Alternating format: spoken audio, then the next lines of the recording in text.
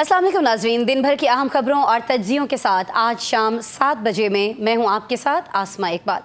नाज़रीन, कुछ जिक्र करेंगे आज हुकूमत का जो पूरे एतमाद अंदाज में खदशात और इम्कानात के साथ साथ नए माली साल का आगाज़ करने जा रही है।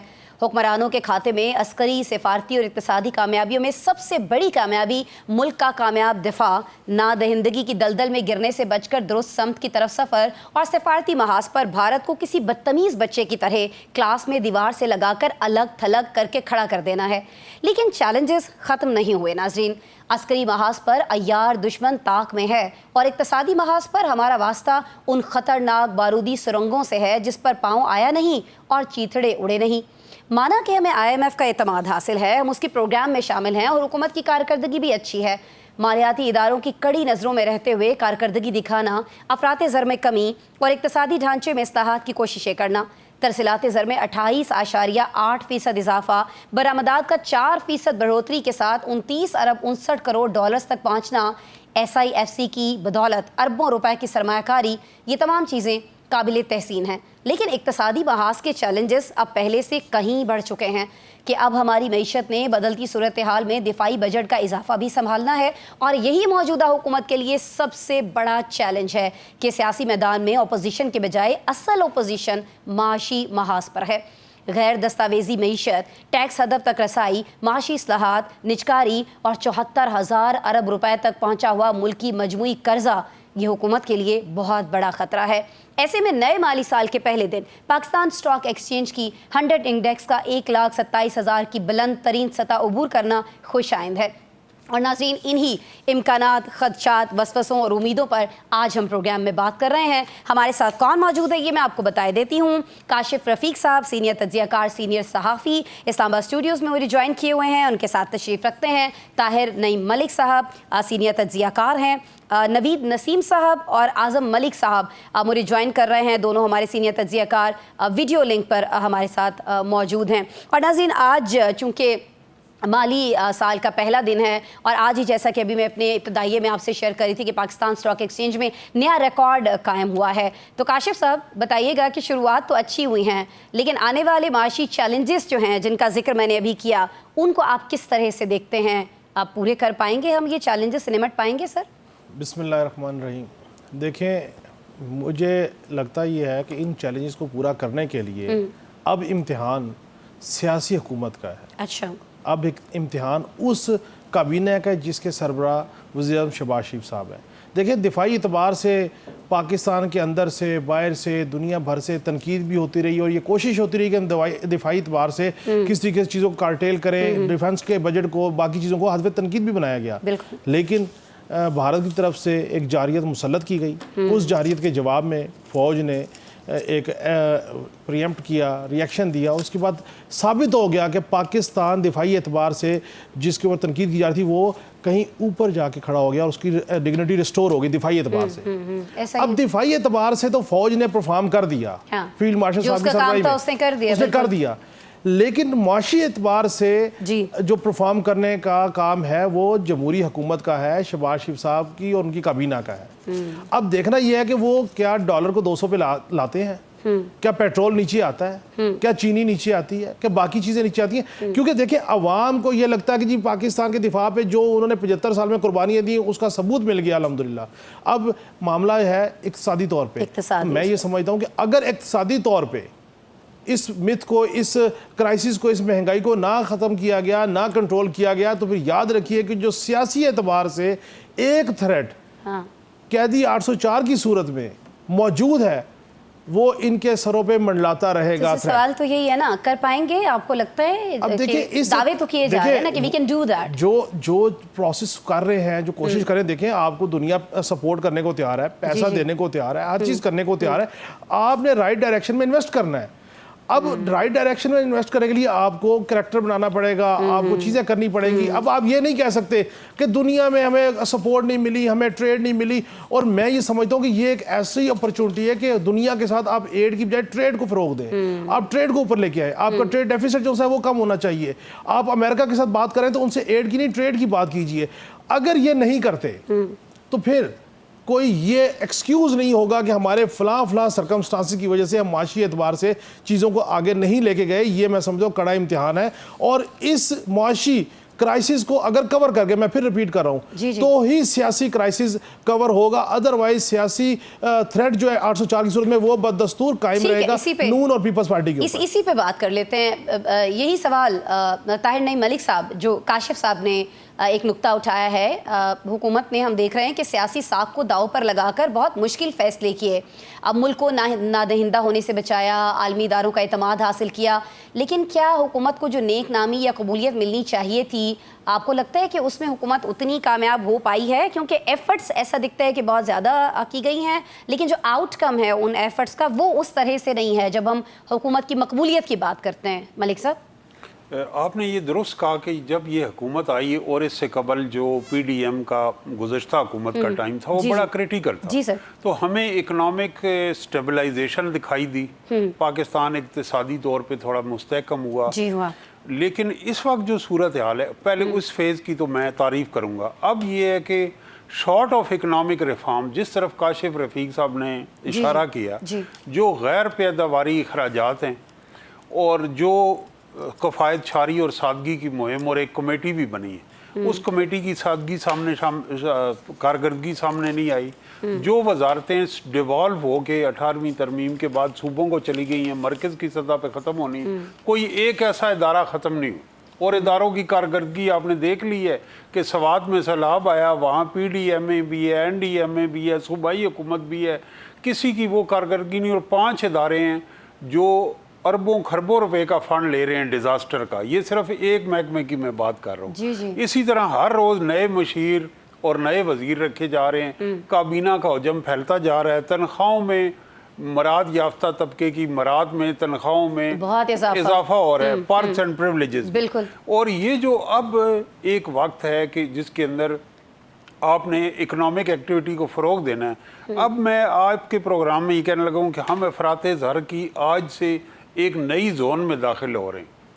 और वो नई जोन ये है कि जब पेट्रोल की कीमतें, गैस की कीमतें, पेट्रोलियम मसनूआत की कीमतें बढ़ी हैं, तो अब आप देखिएगा कि यूटिलिटीज़ के बिल भी बढ़ेंगे और महंगाई का एक तूफान और लहर आएगी जो कि बहुत मुश्किल होगी इसके लिए कि लोगों के सामने ये बंदी। तो इस वक्त आप गवर्नमेंट रिलीफ कैसे है? अभी ये वीकेंड पे PM साहब का एक बयान सामने आया है कि हम तो आवाम को रिलीफ देना चाहते हैं, और लास्ट वीक ही हमने देखा है कि उन्होंने बिजली के बिलों में जो PTV के 35 रुपीज़ लगकर आते थे, उनको तो वो भी बर्दाश्त नहीं है। तो फिर प्राइम मिनिस्टर कैसे बर्दाश्त करेंगे कि इस तरह से महंगाई का तूफान आए? उसमें इजाफा कर दिया गया बिजली के बिलों में। अब प्राइम मिनिस्टर ने जो रिलीफ का ऐलान किया, अब इसकी सुन लें। आप देखें कि फिक्स स्लैब जो है उसमें इजाफा हो गया। बिजली के बिलों का जो एक फार्मूला है, उसके तहत जो नए बिल लोगों को रिसीव होंगे, उसमें उनके लिए बड़ा एक शौक। मैंने कहा अगर नसीब होने तो ना ही नसीब हो, हमें नहीं चाहिए। अच्छा, और वो ये नसीब की बारिशें किसी और छत पे बरस पड़े।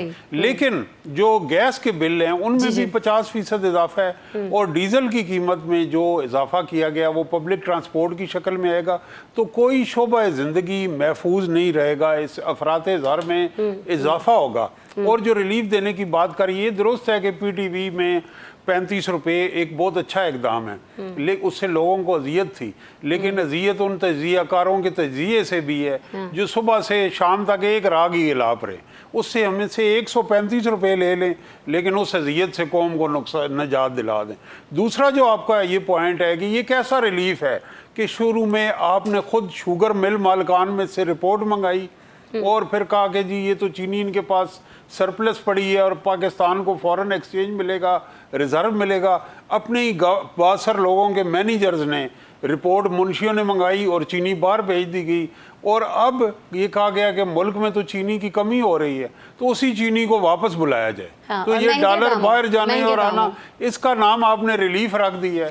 तो खुदारा कुछ अकल। और फिर एक और किया है, जना इंस्टीट्यूट का नाम आपने तब्दील करके मरियम नवाज इंस्टीट्यूट का नाम रख दिया। मैं समझता हूँ कि आज़म मलिक साहब का अगला कॉलम इस मौजू पे आएगा कि आज कायद-ए-आज़म के पाकिस्तान में कायद-ए-आज़म की वारिस जमात उनके साथ क्या कर रही है। अच्छा, मैं तो ये सोच रही थी कि शायद आप आज़म मलिक साहब से ये कहने लगे हैं कि मोहसिन साहब के नाम पे कौन सा इंस्टीट्यूट जो है वो लाहौर में। मैं तो इनके तहरीर का बड़ा मोतरफ हूँ। मैं समझता हूँ कि मैं देखना नहीं जी, चाहूंगा कि आजम अगला साहब बड़े गालिब है। जबरदस्त मंझे हुए सहाफी क्योंकि हैं कायद और आजम से बढ़ के इनकी तो हम सब में से किसी की वाबस्तगी किसी और शख्सियत से नहीं है। तो हमें ये देखना चाहिए कि अगर तुर्की में ऐसा था तुर्क के साथ हो, अगर चीन में मोजेतुंग के साथ हो, जनूबी अफ्रीका में नेल्सन मंडेला के तो वहाँ साथ ऐसा हो, करने वाले तो के साथ वहाँ क्या हाल हो? लाखों वो हुकूमत बरकरार नहीं रह सकती। आजम तो साहब ये जो खुशामदी हमारे चंद दोस्त हैं और जो मशीर हैं, ये उस गड़े में लेके इनको जा रहे हैं कि जहां इनको यही है कि खुदा हमको ऐसी खुदाई ना दे कि अपने सिवा कुछ दिखाई ना दे। और हम शरीक हैं, हम रोज शीशा लिए इनके सामने आ जाते हैं कि मैडम बस सलामत रहे हैं। कोई नहीं, उस शीशे पे एक पत्थर जो है ना वो भी रखा गया है उनकी तरफ से, जिसको पीका का नाम दिया गया है। तो we have to be very careful. Azam साहब, आपके पास कुछ है जवाब? मलिक साहब ने बड़े कड़े सवाल कर डाले हैं आपसे। जी बिल्कुल, मैं एक तो मलिक साहब की बात से इत्तेफाक करता हूँ। देखिए ये बड़ी ज्यादती है, आप कोई और नाम रख लेते, आप कोई और चीज कर लेते, लेकिन जिनाह का नाम बदलकर अपने नाम पे रख देना, मेरे ख्याल में मलिक साहब ने ये ठीक कहा। ये हमारी एक सियासी जो है शिनाख्त बन चुकी है कि हम खुद को ये साबित करना चाहते हैं कि हम कोई बहुत बड़ी तुरम खान चीज है।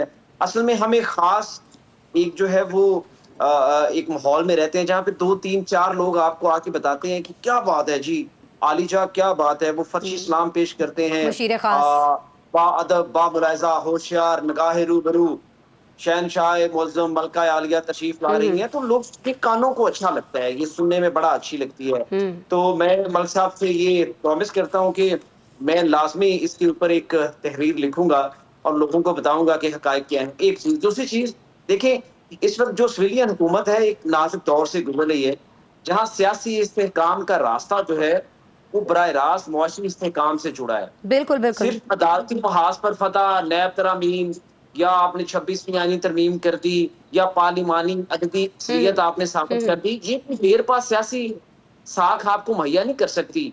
आप अवाम की तो क़ुव्वत का मरकज अब इकॉनमी है, जहां हर शहरी अपनी रोजमर्रा जिंदगी की तकालीफ को हुकूमत की नाकामी से जोड़ रहा है। आप देखें, महंगाई, बेरोजगारी, करेंसी की गिरावट और IMF की सख्त शराइत जैसे मसाइल ने अवामी नाराजगी को इस हद तक पहुंचा दिया है जहां स्ट्रीट पावर, जो काशिफ साहब ने बात की, दोबारा मुतहर्रिक हो सकती है। बजट में दी गई रायतें मैं समझता हूं कि महज अदादो शुमार की हद तक महदूद लगती हैं, एक गोरख धंधा लगती है, क्योंकि जमीनी हकायक आसमा इससे बिल्कुल मुख्तलिफ है। अच्छा, ये बात हुक्मरान जमात को शिद्दत से समझनी होगी आसमा। जी जी। अगर वो इक़्तिसादी मैदान में कामयाब नहीं हो पाती तो सियासी बका महज एक शराब रह जाएगी।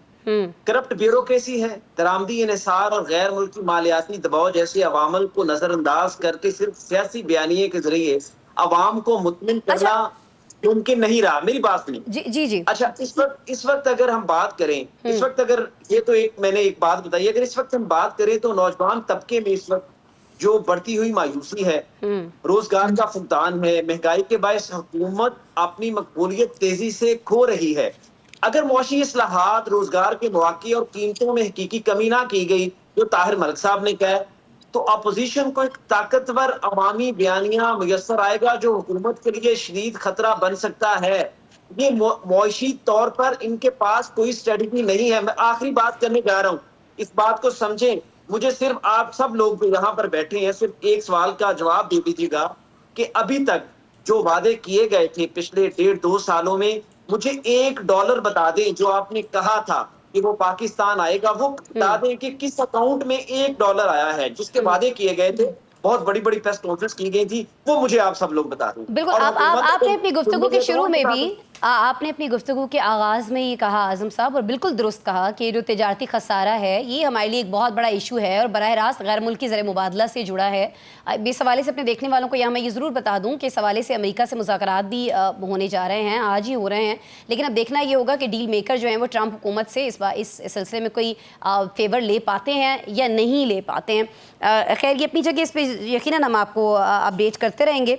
लेकिन अब मेरा सवाल नवीद नसीम साहब आपसे है। आपने बड़े जिसे कहते हैं तहम्मुल से सबकी गुफ्तगू सुनी है, सब ने अपना अपना तज्जिया दिया, मुख्तलिफ आरा। मलिक साहब ने तो खैर अभी जो नाम एक इंस्टीट्यूट का तब्दील किया गया और किस तरह से किया गया, क्यों किया गया, इसकी वजह तो खैर आज़म साहब कह रहे हैं, बताएंगे। लेकिन सर मुझे इस चीज़ की वजह आप बता दीजिएगा नवीद नसीम साहब कि SIFC के हवाले से ये जो ब्यूरोक्रेसी है हमारी, उसमें हमें कुछ ज़्यादा पजीराई दिखाई नहीं देती है। हालांकि जो प्लेटफॉर्म है सर, इसकी वजह से अरबों रुपए की सरमायाकारी हुई है पाकिस्तान में। इलेक्ट्रिक गाड़ियों की तैयारी के लिए मकामी कंपनियों से इश्तराक किया गया है। PIA की निजकारी में काम जो है वो बहुत ज़्यादा आगे बढ़ा है। मुख्तलिफ हम देख रहे हैं, इवन माइंस के हवाले से बड़ा काम हुआ है, तवानाई को लेकर बड़ा काम हुआ है। तो फिर इस तरह से जिस तरह से पजीराई होनी चाहिए है ब्यूरोक्रेसी के अंदर इसकी, उस तरह से क्यों हमें दिखाई नहीं दे रही सर? बहुत शुक्रिया आसमा, अभी आपने मलिक साहब का जिक्र किया। मैं उस पे सिर्फ एक लाइन कहना चाहूंगा कि इन्होंने हॉस्पिटल का नाम तो चेंज कर दिया है, ये रोड के नाम चेंज कर देते हैं। ये हुकूमत जो है वो कोट लखपत जेल का नाम नवाज शरीफ जेल क्यों नहीं रख देती, या मियां वाली का नाम मरियम नवाज जेल रख दें। इनको सिर्फ हॉस्पिटल और सड़कें ही नजर आती हैं। उन लोगों के नाम भी चेंज कर दे जहाँ पे ये रह चुके हुए हैं। ये लोग अपनी हर पाकिस्तान का जगह नाम से मरियमस्तान रख दें, ऐसे कर लें। कुछ भी कर दें, कुछ भी कर दें। मलिक साहब आप तो उनके मशीर हैं, आप उनको सर जी हर जगह उनका, हर जगह पर उनका नाम नजर आ रहा है। रेडी बानों की रेडी है, उनके ऊपर हमें मरियम साहिबा की तस्वीर नजर आती है। मैं अगर मशीर होता तो मैं ऐसी बातें यहाँ पे ना कर रहा होता। मैं मशीर बिल्कुल भी नहीं। आजम साहब की आवाज मुझे क्लियर नहीं आ रही। आजम साहब क्या फरमा रहे हैं? मैं कह रहा हूँ नवीद साहब, मैं उनका मशीर बिल्कुल भी नहीं हूँ। मैं आपकी बरादरी से ताल्लुक रखता हूँ। और सर पर ज्यादातर आप हमारी बरादरी में बैठ के उनको डिफेंड कर रहे होते हैं ना सर जी। हमारा क्या कसूर है? जब आप डिफेंड करेंगे तो फिर सवाल तो आएंगे। नवीद साहब कंटिन्यू कीजिएगा, मलिक साहब कुछ कह रहे हैं। जी जी प्लीज प्लीज सर प्लीज। आप SIFC की बात कर रही है, मुझे सिर्फ एक बात बता दें जी सर, कि एक आम आदमी जिसकी मिनिमम सैलरी जो है वो 37,000 रुपए है, उसके लिए इस पाकिस्तान में पिछले 1.25 साल से या PDM के दौरान से उसको क्या रिलीफ मिला है? इस हुकूमत को, जिसको कबूलियत तो हासिल थी लेकिन मकबूलियत हासिल नहीं थी, उसने क्या ऐसा इक़दाम किया है कि वो मकबूलियत लेने में भी कामयाब हो जाए? कबूलियत से हुकूमत मिल सकती है लेकिन कबूलियत से पूरे 5 साल नहीं चलाए जा सकते। ये बात आप हमेशा याद रखिएगा। और इनका सबसे बड़ा थ्रेट जो है इस हुकूमत का, जिसको इन्होंने डेला जेल में बंद किया हुआ है, जिसको बहुत बड़ी तादाद में वोट मिले हैं, वो इनका एक ऐसा खौफ है जो कि किसी भी पॉइंट पर, खासतौर पर महंगाई पे, इनको एक्सप्लॉइट कर सकता है। अब आप एक और चीज बताएं कि पाकिस्तान को कहते हैं कि पाकिस्तान डिफॉल्ट से बच गया, लेकिन पाकिस्तानी अवाम तो एक अरसे से डिफॉल्ट हो चुकी हुई है। उसके बारे में कौन कुछ कर रहा है? क्या एक आम आदमी अपने 1 महीने के खर्चे में बगैर उधार लिए क्या अगला महीना शुरू कर सकता है? तो उसका जवाब है नहीं। सर हम ये जो 5 लोग इस वक्त बैठे हैं, हम 5 में से मेरे ख्याल में कोई भी नहीं कर सकता। कोई भी नहीं कर सकता। हम IMF, इनको तो फिर IMF से उधार मिल जाता है, हमें तो एक दफा किसी को दूसरी दफा कॉल करें तो वो फोन काट देता है कि भाई इसने फिर उधार वो पहले। अभी आज सुबह मैं घर का रेंट दे के आया हूँ तो मेरे पास पैसे नहीं है। चले अब आप काशिफ साहब को कॉल कर लीजिएगा, वो ब्लॉक कर देंगे आपको। नवीद साहब तो कह रहे हैं कॉल काट देते हैं, काशिफ साहब ब्लॉक कर देते हैं। जी नवीद साहब, इसलिए आप किस मुल्क में आप बातें कर रही हैं? यहाँ पे जो आवाम है वो किसी और मुल्क में रहती है, और ये जो इक़्तिदार में लोग हैं जिन्होंने अपनी जगहों में कई गुना इजाफा कर दिया। ठीक हो गया सर। सर आपकी बातें बिल्कुल बजा हैं and I am really sorry. आपने जो सवालात हमारे सामने रखे हैं, एटलीस्ट मेरे पास तो इसका जवाब नहीं है कि अगर बहुत सारी चीजें अच्छी हो रही हैं तो आवाम क्यों पिस रहे हैं। सबसे अहम पॉइंट आपका यही है और ये बिल्कुल वैलिड है। लेकिन सर मैं काशिफ साहब की तरफ जाऊंगी। सर मैं काशिफ साहब की तरफ जाऊंगी, वो कुछ ऐड करना चाह रहे हैं। लेकिन SIFC के हवाले से सर मैं जरूर चाहूंगी कि जब कोई इदारा इस तरह से बेहतर काम कर रहा होता है तो उसकी राह में क्यों हमारी ब्यूरोक्रेसी की तरफ से सर रोड़े अटकाए जाते हैं? इस पर प्लीज अगर कमेंट कर दें, फिर ब्रेक लेना मुझे। देखें, सिविल ब्यूरोक्रेसी का अफसर जो है वो 60 साल की उम्र में रिटायर होता है और कम से कम 25 साल नौकरी करता है, लेकिन कोई सियासी हुकूमत मुसलसल 25 साल बरसर इक़्तिदार नहीं रहती। सिविल ब्यूरोक्रेसी एक ऐसी ब्यूरोक्रेसी है कि वो हर सियासी जमात के साथ इन ब्रैकेट हो जाती है और काम करती है। सियासतदानों का अलमिया यह है कि सियासतदान अगर प्रोसेस से गुजर के आए हों, अगर काउंसलर से CM तक आए हों तो उनको पता हो कि किस फैसले का इम्पैक्ट क्या आता है। मैं आज जो बात मेरे भाई कह रहे हैं कि इंस्टीट्यूशन का नाम मरियम नवाज रख दिया गया, जी मैं ये तवातुर से कह रहा हूँ कि हम सबको बहसियत साफ़ी इस मुल्क में जमहूरियत की असल रूह को रिस्टोर करने के लिए काम करना चाहिए। आप मुझे बताइए कि मैं प्राइवेट लिमिटेड कंपनीज उनको कहूँ या ना कहूँ कि जनाब आप एक बड़े बाप की बेटी हैं, आपने आगे CMशिप ले ली, आप जो चाहे करें, आप जरदारी साहब के बेटे हैं, चेयरमैन साहब बन जाए, आप जो मर्जी चाहे करें। ठीक हो गया, यहाँ पे लोगों को रास्ता ही नहीं है। SIFC का एक विंडो ओपन हुआ है, उस विंडो ने इतना दबाव प्रेशर दिया कि सिविल ब्यूरोक्रेसी जो सिर्फ फीते में फाइल कर लेके जाती थी, उन्होंने हर्डल क्रिएट खत्म किया और आप देखें 2 साल में आपकी प्रोग्रेस निकालना शुरू हो गई है। असल मामला ये है, इस तरह के निज़ाम को लाने के लिए आपको सियासी निज़ाम को ठीक करना पड़ेगा, सिविल ब्यूरोक्रेसी के निज़ाम को ठीक करना पड़ेगा। आप PTV की 35 रुपए खत्म ना करें, खुदा का वास्ता है। DCs के ACs की कनालों में जो मुहित कोठी हैं उनको छोटा कर दें, उनकी गाड़ियों को कम कर दें। बहुत सारे इक़दाम जो हैं। सिर्फ एक लाइन। जी नवीद साहब, मैं सिर्फ ये कहना चाहूंगा कि इन सियासतदानों की नाअहली है कि हमें SIFC जैसा इदारा बनाना पड़ा। बिल्कुल जी। और अब अगर वो बन गया है तो उसको हमारी ब्यूरोक्रेसी जो वो काम नहीं करने दे रही है। उसकी वजूहात क्या है वो काशिफ साहब ने फरमा दिया कि वो जो फाइल सिस्टम था, कहाँ से कहाँ फाइल जाती थी और उससे कौन कौन से लोग जो है रास्ते में फ़ायदा उठाते थे, वो बड़ी तकलीफ लोगों को दे रही है। लेकिन जी अगर एक इदारा काम कर रहा है तो उसको काम करने देना चाहिए, क्योंकि मुल्क के लिए काम कर रहे हैं और बड़ा बेहतरीन काम कर रहे हैं। इनके जब 2 साल मुकम्मल हुए थे तब हमने इसके ऊपर प्रोग्राम भी किया था। बहरहाल जी प्रोग्राम में एक ब्रेक लेते हैं। अभी हम बात कर रहे थे सियासी साख दाव पर लगाकर मुश्किल वक्त से निकलने में मसरूफ़ हुकूमत की, जिसने आज अब आगे चल के जब हमारा टॉपिक है तो वो ये है कि इसी हुकूमत ने आज पेट्रोलियम मसनूआत की कीमतों में इजाफा किया है और उसके बाद से शदीद अवामी तनकीद का सामना भी कर रही है मौजूदा हुकूमत। अब इसके पास आगे करने के लिए क्या है, इसको डिस्कस करेंगे ब्रेक के बाद।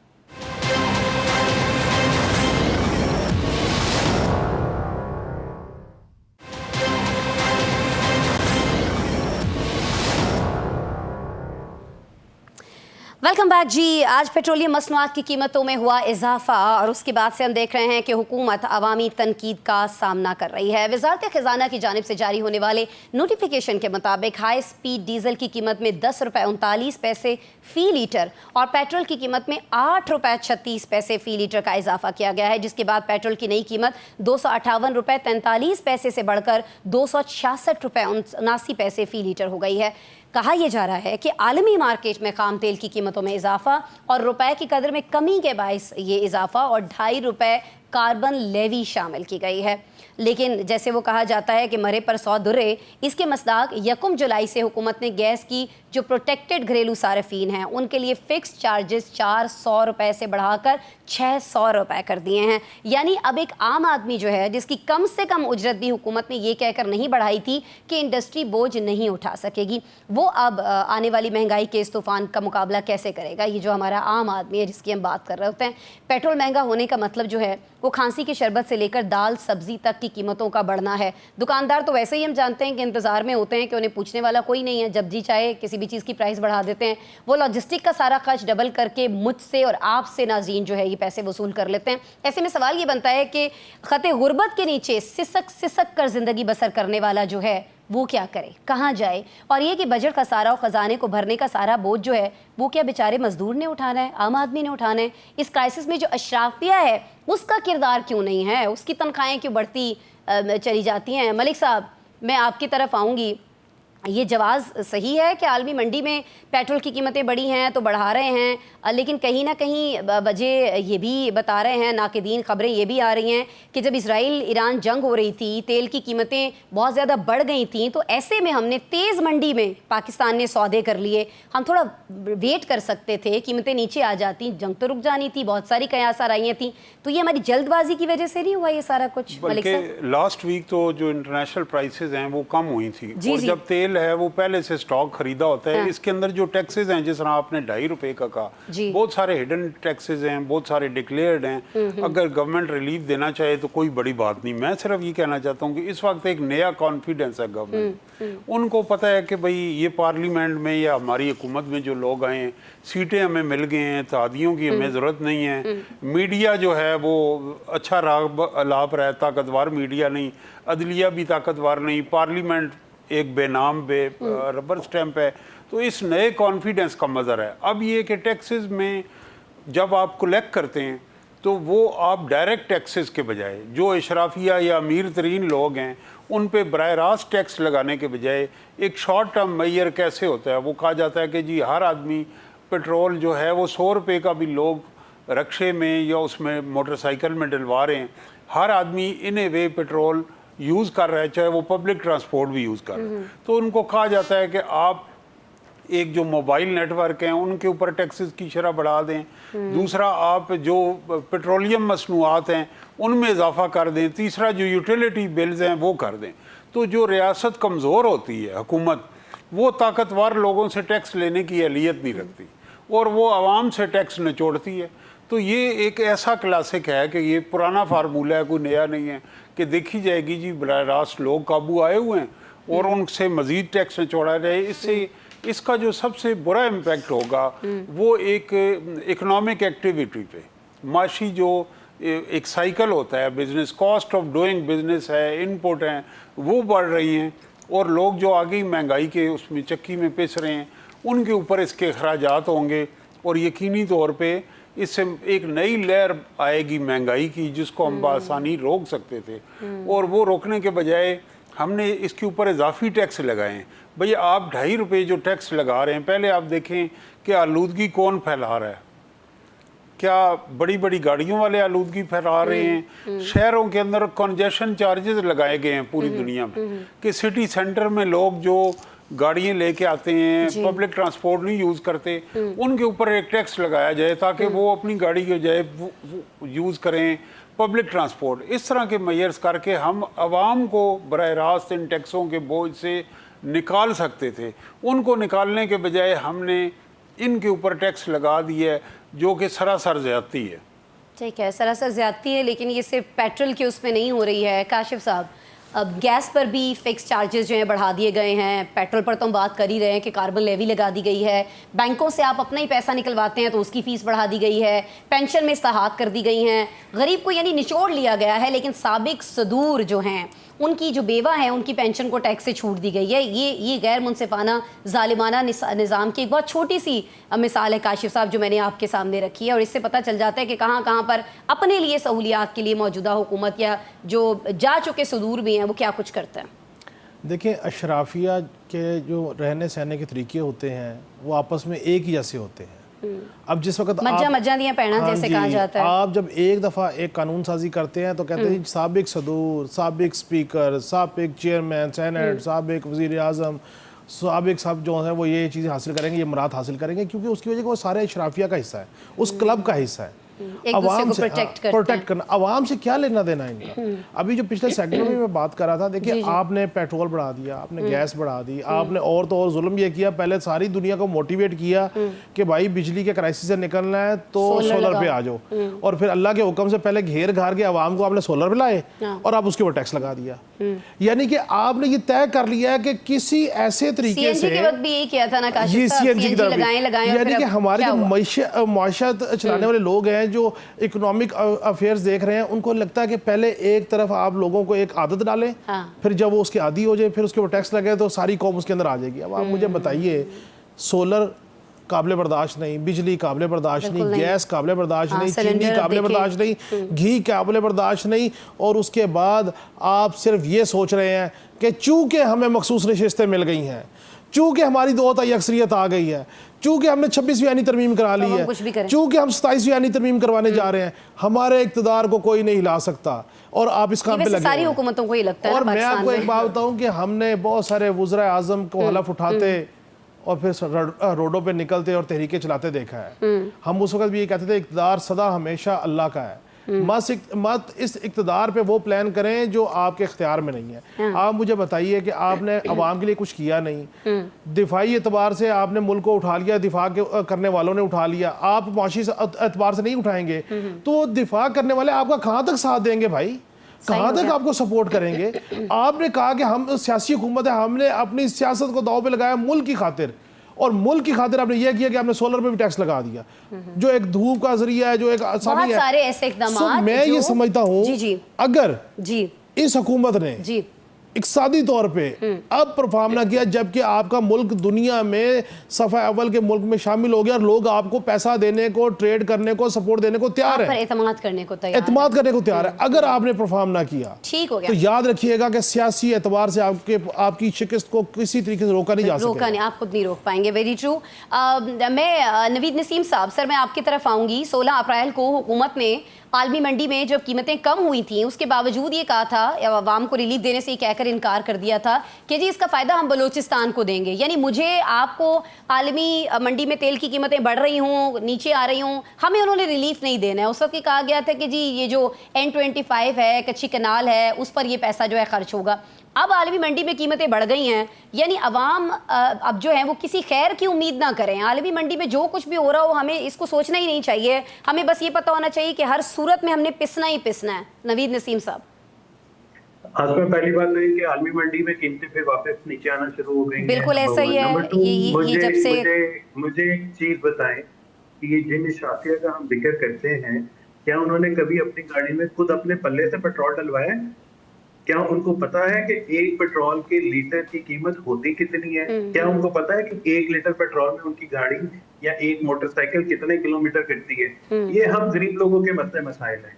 हमने उन लोगों को अपने ऊपर हुकूमत करने के लिए मुंतखब किया हुआ है, उन लोगों की मदद से जो इस मुल्क के मुहाफिज हैं। हम सिर्फ और सिर्फ सर इसमें बहुत सारे लोग यहाँ पर अब देखने वाले ये भी एतराज करेंगे कि वो लोग मुसल्लत हैं जिनको उन्होंने मुंतखब ही नहीं किया। बिल्कुल ऐसे ही है। ये भी तो इल्जाम है ना सर। ऐसे ही है। देखिए, इनके लिए तो और ज्यादा शर्म की बात है कि इनको हमारी कौम ने नहीं इलेक्ट किया मुबैना तौर पर, लेकिन उसके बावजूद ये हमारे ऊपर मुस्तल्लत हैं और ये हर रोज ऐसी कानूनसाजी करते हैं कि हमारा इक़्तिदार जो है वो रोज़े आखिर तक रहे। लेकिन इनको ये नहीं पता, जैसे काशिफ की बात कर रहे थे, अल्लाह की जात जो है ना वो बेनियाज है। जब उसकी लाठी चलनी है तो ना 26 में आईनी तरमीम आनी है, ना जो महसूस नशिस्तें उनको मिलने जा रही है, ना उन्होंने बचाना है। लेकिन ये जो अवाम है, इनके दिलों से जो बददुआएं निकल रही है ना, वो किसी ना किसी दिन जरूर इनको लगेगी, और जब वो बददुआएं लगेगी ना तो इनको कुछ संभलने का मौका नहीं मिलेगा। सर ये अभी आपने जो बद्दुआ वाली बात की है, इस पे तो फिर यानी हम ना ही समझें कि हमें रिलीफ नहीं मिलना, क्योंकि जब कोई बहुत ही बेबस हो जाता है तो वो फिर इसी किस्म की बातें करता है। मेरी बात सुने, हम बददुआ देने के अलावा कर क्या सकते हैं? हमारी औकात क्या है कुछ और करने की? बिल्कुल जी, हम क्या कर सकते हैं, वेरी ट्रू।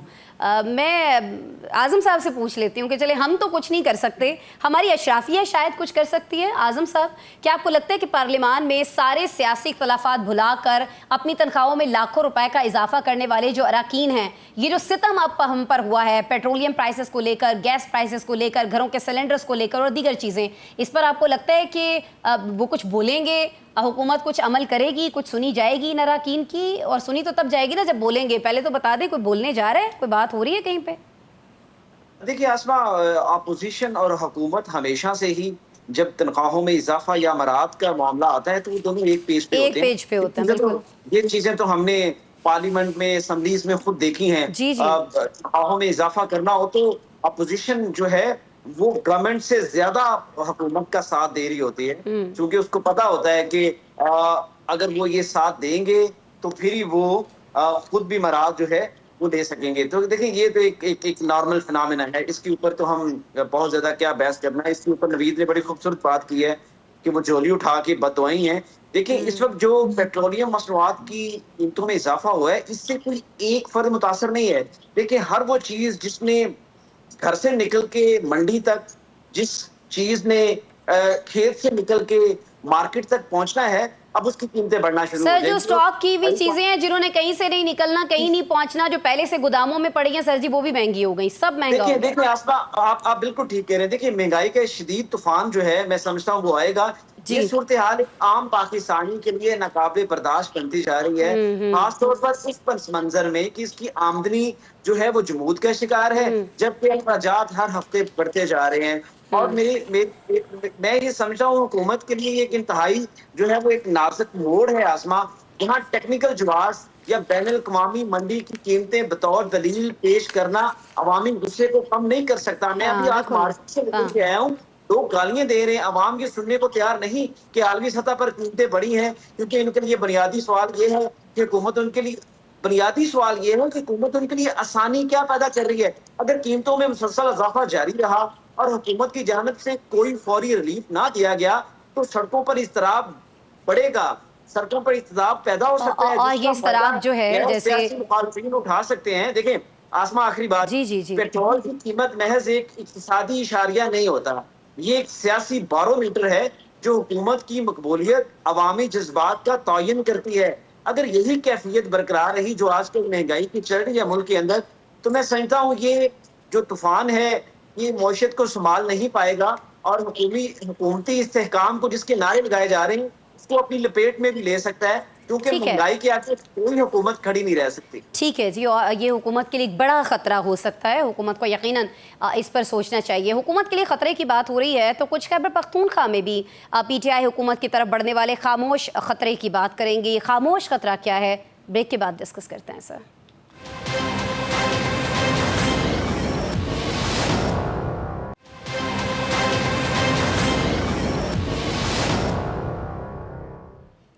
वेलकम बैक जी। अगर मौजूदा बढ़ती जो महंगाई की सिचुएशन है वो हुकूमत के लिए ख़तरा है, तो कुछ केपी हुकूमत में भी ख़तरात जो हैं बढ़ते जा रहे हैं। केपी हुकूमत के लिए क्या ख़तरात हैं इसकी बात कर लेते हैं। अदालत के हुक्म पर आप जानते हैं कि 21 जो मखसूस नशस्तें हैं वो अपोजिशन जमातों को मिलने से न सिर्फ केपी असम्बली में पीटीआई की अक्सरियत मुतासर हुई है, बल्कि वज़ीर आला की पोजीशन भी बहुत कमज़ोर दिखाई दे रही है। सुप्रीम कोर्ट के फैसले के बाद 145 रुकनी खैबर पख्तूनख्वा असम्बली में अपोजिशन की तादाद बढ़कर 54 हो जाएगी, जिनमें JUIF की बात करें तो उसको 10, मुस्लिम लीग नून और पीपल्स पार्टी को 7 और ANP को सिर्फ 1 नशस्त मिली है। इस सियासी सूरत हाल पर अली अमीन गंडापुर जो है वो थोड़े परेशान दिखाई देते हैं। कहा यह जा रहा है कि उन्हें पहले ही पार्टी में इमरान खान की अहलिया बुशरा बीबी और बहनों से इख्तलाफात का सामना है, जबकि हुकूमती उमूर पर उनकी कारकर्दगी पर भी सवालात उठते रहते हैं। बल्कि पार्टी के कुछ हलकों में बगावत की खबरें भी अक्सर गर्दिश कर रही होती हैं। क्या इन गर्दिश करती खबरों में अली अमीन गंडापुर के खिलाफ बनता महाज भी है, और अली अमीन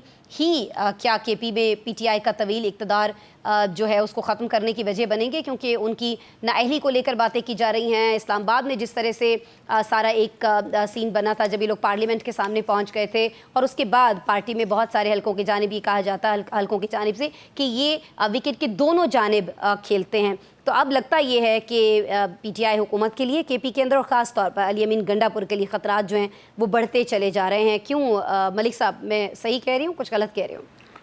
बिल्कुल ख़तरात उनके लिए हैं। मैं समझता हूँ कि एक तो पहले भी थे ना सर, लेकिन बढ़ गए। तहरीक इंसाफ के पास पहले भी थे, और हिकमत अमली का फुकदान है सियासी। मेरी राय में होना तो यही चाहिए था कि आपको खैबर पख्तूनख्वा में हुकूमत मिली है तो आप हुकूमती टीम अलहदा रखें, सियासी हिकमत अमली की अलहदा रखें, वकला की टीम जो कानूनी मामलात अदालतों में उनके लिए अलहदा रखें, और फिर पॉलिसी जो मरकज़ी सतह पे है और पार्लियामेंट के अंदर पार्लिमानी अपोजिशन है उसकी टीम अलहदा रखें। लेकिन इस सब को कंफ्यूज करके अब वहाँ गवर्नेंस पे कोई फोकस नहीं है। वो हमने ये भी देखा जो सवाद वाक़या हुआ है कि उसके अंदर उनकी भी नाअहली खुल के सामने आई, और फिर पार्टी के अंदर भी इख्तलाफात हैं, और वो भी इस वजह से उनकी पोजीशन ऑकवर्ड है कि वो भी सर्वाइवल मोड में है कि बजट जल्दी पास करा रहे हैं, और ख़वातीन नशिस्तों से वो भी समझ रहे हैं कि इसमें इक्वेशन बदल भी सकती है। तो उनको पहले ही कहा जाता कि आप हुकूमत पे फोकस करें, क्योंकि लोग एक टाइम के बाद एवेलुएट भी करते हैं कि सूबाई सतह पे आपने क्या किस कारकर्दगी का मुजाहरा किया। तो बाकी जहाँ तक ये बात है कि उनको इस वक्त पार्टी के अंदर एक क्राइसिस ये है कि जो उनकी अहलिया हैं और उनकी बहनें हैं वो घरेलू ख़वातीन हैं, उनको सियासत की कोई समझ बूझ नहीं है, और वो सियासी मामलात के अंदर जब एक पोजीशन लेती हैं, बयान देती हैं, तो वो भी उस बयान इसका मज़र होता है कि उसके लिए अगले क्राइसिस खुल जाते हैं। तो ये जो चीज़ें बर वक्त रब्ता भी नहीं उनका उधर हो सकता, और बीच में एक गैप आ जाता है। तो इन सारी चीज़ों को मुनज़्ज़म हिकमत अमली के तहत ब्रिज करने की ज़रूरत है। और पीटीआई में ऐसे ब्रिज करने पे मलिक साहब कहीं पे अभी तक हमें तो कुछ होता दिखाई नजर नहीं आ रहा। तहरीक इंसाफ में ऐसे लोग हैं, असद कैसर हैं, वो मैं समझता हूँ कि शिबली फराज हैं, वो बैरिस्टर गौर हैं, सलमान अकरम राजा हैं, उमर अयूब हैं, जो सियासी तौर पे एक राह बड़ी दानिशमंदी से निकालने की पोजीशन रखते हैं। लेकिन शाह महमूद कुरैशी हैं नेट सेल्फ, लेकिन उनको ये पॉलिटिकल टास्क नहीं दिया जा रहा। अब जिस मकाम पे तहरीक इंसाफ और जो बानी तहरीक इंसाफ में फंसे, वो सियासी हिकमत अमली के ज़रिए बाहर आ सकते हैं, टकराव के ज़रिए और इदारों के साथ बेहतर इस वर्किंग रिलेशनशिप कायम करके उनका टनल के आखिर में उन्हें रोशनी दिखाई दे सकती है। माज़ाराई और नफ़रत अंगेज़ी से उनके लिए मुश्किलात और बढ़ेंगी। ठीक है, मुश्किलात तो फिर काशिफ साहब बढ़ती ही दिखाई दे रही हैं, क्योंकि मलिक साहब ने अपनी गुफ्तगू में खुद फरमा दिया कि जो वर्किंग रिलेशनशिप है इसको बेहतर होना चाहिए, लेकिन ये बेहतर होता हुआ दिखाई दे नहीं रहा है, इसके लिए कुछ एफर्ट्स नहीं हो रही हैं। तो आप नहीं समझते हैं कि जो 13 या 14 अरकान का फ़र्क है, ये इतना बड़ा फ़र्क है कि इससे वज़ीर आला ही नहीं बल्कि KP के अंदर जो है वो हुकूमत जो है वो भी तब्दील हो सकती है? काशिफ साहब देखें, अगर अली बिन गंडापुर साहब 5-7 दिन बजट की मंजूरी को डिले कर जाते जी, तो फिर KPK की हुकूमत का बजट पास ना होता। 5-7 दिन पहले उन्होंने जब ये कहा कि माइनस कर दिया गया, बानी को पूछा नहीं गया, बजट मंजूर करवा ली गया। और अली अमीन गंडापुर साहब वो शख्सियत हैं जिन्होंने जब चाह जिस वक्त कहा जाके बानी से मुलाकात की और उनकी फिर मुलाकात नहीं करवाई गई। अगर 5-7 दिन बजट लेट होता और सुप्रीम कोर्ट का फैसला जैसा कि आ चुका है मखसूस नशिस्तों का, और उसमें सिर्फ मखसूस नशिस्तें नहीं हैं, उसमें उन तमाम अरकान की हैसियत को आज़ाद करार दे दिया गया है। यानी कि अगर वो एक ग्रुप बनाते हैं, फॉरवर्ड ब्लॉक बनाते हैं, तो वो फ्लोर क्रॉस करते हैं तो उनके ऊपर कोई नाअहलियत की नहीं होगी। ये उस सुप्रीम कोर्ट के फैसले का ये एक्चुअली मिथ ही है। अब जब अपोजिशन जमातों को सीटें मिलेंगी 54 के करीब, 15, 20, 25 का एक ग्रुप जो है KPK में फॉरवर्ड ब्लॉक की सूरत में मौजूद है, तो अदम एतमाद तो आई सो आई। अब वो समझा रही थे, सिस्टम समझा रहा था कि भाई आपको सूबा दे दिया गया है, तहम्मुल करो, एहतियात करो, साथ चलो। लेकिन आपने हालत ये आपकी तंग नज़री और कम ज़रफ़ी की कि आप वज़ीर आला हैं सूबे के और एक गवर्नर है आपके सूबे के, आपको सिर्फ उनकी शख्सियत काबिल बर्दाश्त नहीं कि वो आपके दूर के कहीं कज़न भी हैं और इलाके के भी हैं, आपने उनके ऊपर इस्लामाबाद का KPK हाउस बंद कर दिया। इस तरह सियासत नहीं हुआ करती।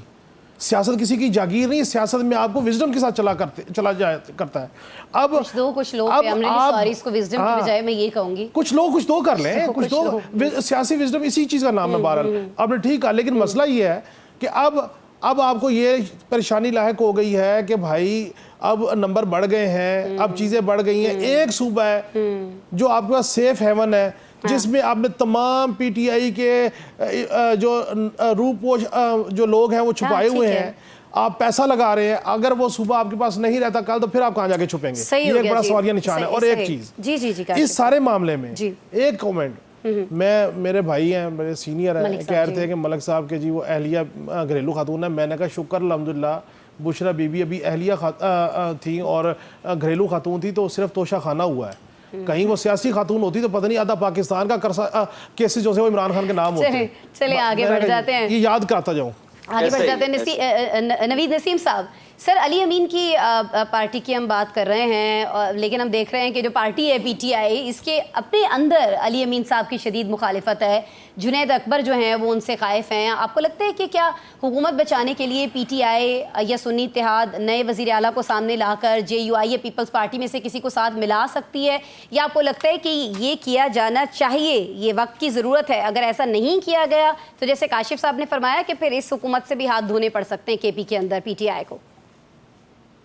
हस्पा, मैं तो सिर्फ एक बात जानता हूँ कि KP की हुकूमत जो इमरान खान को जेल से निकलवाने में आज तक नाकाम है, और इमरान खान ने अगर जेल से निकलना है तो उसमें ना KP की हुकूमत ने कुछ करना है, वो कहीं और से निकलना है, ना अदालतों से निकलना है, ना सड़क पे आने से निकलना है। अब रह गई बात KP की हुकूमत की। KP की हुकूमत, आप मुझे ये बता दें कि गंडापुर जो वहां से चले भी जाएं, तो आपका ख्याल है कि कोई बहुत ही जियाला जो होगा इमरान खान का, उसको चीफ मिनिस्ट्री मिल जाएगी?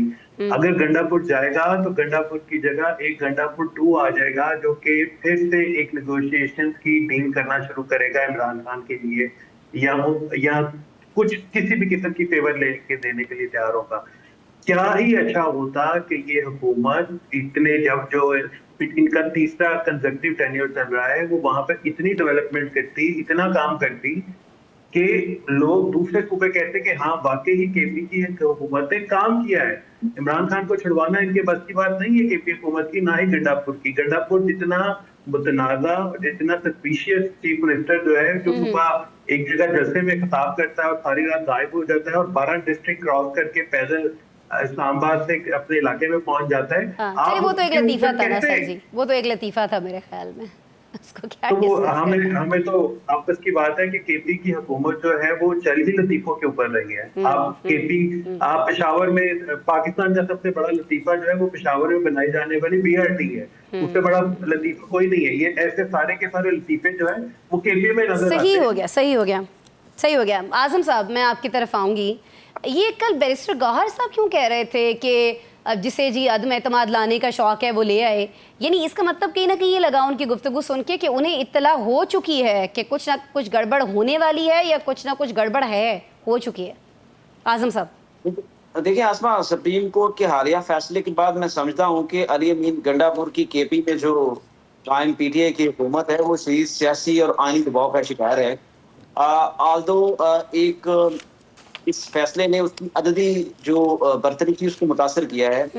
मैं समझता हूँ कि इसके नतीजे में हुकूमत की जो पोजीशन है केबी में वो बहुत कमजोर हो चुकी है और अब हुकूमत का इन्हिसार इन 35 आज़ाद अरकान की हिमायत पर है, जिसकी वाबस्तगी ताहाल मेरा ख्याल है वाज़ेह नहीं। बाकी आप लोग सीनियर इसे बेहतर जानते हैं, लेकिन ये सूरत हाल अली अमीन गंडापुर के लिए एक संजीदा सियासी चैलेंज है, क्योंकि अगर ये अरकान अपोजिशन का साथ देने में कामयाब हो जाते हैं तो तहरीक में एतमाद आसानी से कामयाब हो जाएगी, जिसकी बात बैरिस्टर गौहर ने की, कहीं ना कहीं पे इशारा दिया। दूसरी बात देखिए, अदालत के जो फैसले के बाद हल्फ बर्दारी को उन्होंने रोका है तो ये एक वक्ती रिलीफ जरूर है, मगर मेरा ख्याल है कि बहरान की असल शिद्दत अभी भी कम नहीं हुई।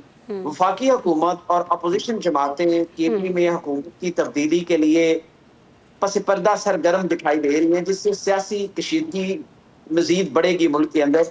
अली अमीन को आखिरी बात मैं कहना चाह रहा हूँ कि अली अमीन को इस वक्त जो है मेरा मशवरा है कि वो सियासी हिकमत, इत्तेहादियों को साथ रखने की सलाहियत और दाखिली इस्तेहकाम पैदा करने को फौरी अपना चैलेंज बनाएं, वरना ये बहरान PTI की केपी में हुकूमत को ख़त्म कर सकता है, जो पार्टी के मजमूई बयानिए और अवामी साख के लिए एक बड़ा धचका होगा, जिससे एक PTI की गवर्नमेंट जो केपी के अंदर है वो एक ऑक्सीजन फ्राहम करती है। ठीक हो गया आजम साहब, ठीक हो गया, ठीक हो गया। काशिफ साहब कुछ ऐड करना चाह रहे हैं? जी काशिफ। मुझे यकीन हो गया है कि वज़ीर दाखिला मोहसिन नकवी साहब और अली अमीन गंडापुर साहब के कहीं बैकडोर राब्ते हैं, क्योंकि दोनों को मशवरा देने वाले आज़म मलिक साहब ने अब अली अमीन गंडापुर को भी मशवरा दे दिया। ठीक हो गया जी। मेरे ख्याल में इसी पे प्रोग्राम की क्लोजिंग करते हैं। बहुत शुक्रिया काशिफ साहब, आज़म साहब, नवीद नसीम साहब और ताहिर नईम मलिक साहब, आप हमारे साथ मौजूद रहे। नाज़रीन, आपने प्रोग्राम देखा, कल फिर मिलते हैं आपसे। अपना बहुत सारा ख्याल रखिए।